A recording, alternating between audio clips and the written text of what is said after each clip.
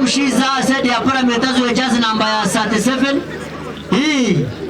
Omizano yo mukagabire genderire kuteka hinkwatanisa nunje hagati y'umuntu wahanse n'abanyishingiro atireho kubahikanisa Esingiire abanyarwampara batabyame nyuma yo kusingwa omuzano go okubabire ne bepikira kusinga parliament ya Uganda.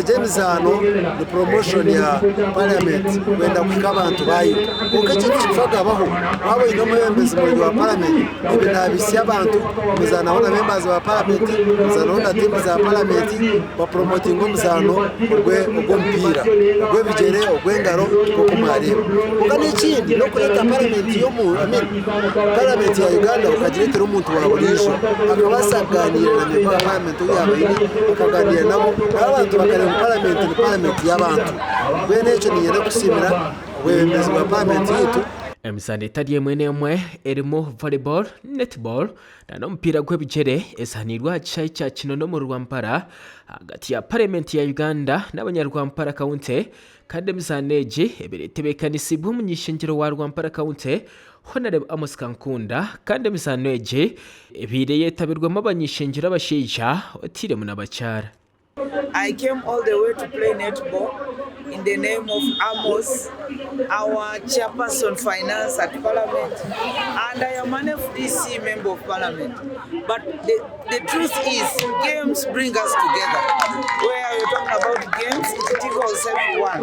So we are here to play for our health, to play for the community, and to represent Parliament of Uganda. I have come as far as the north to the west, simply to support my brother,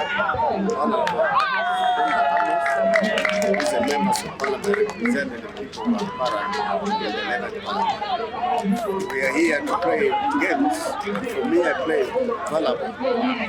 So far, so good. He has been very successful because we are able to interact, relate with the local people and the community here, which is the key factor. Abanyishingiro betabiro mizaneje basimire Honorable Amos Kankunda abwenteka nunjeje eyibagizire ne yamba kunywana sabatezi bakaruro hamwe nabebembezi babo.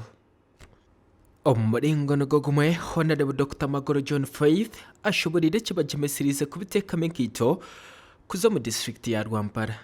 And I've moved all the way from the east to west to support our colleague, the Honorable Kankunda Amos, in his sports event to demonstrate solidarity that as much as we are representatives of the people and legislators, we are also social beings, and we came to show solidarity.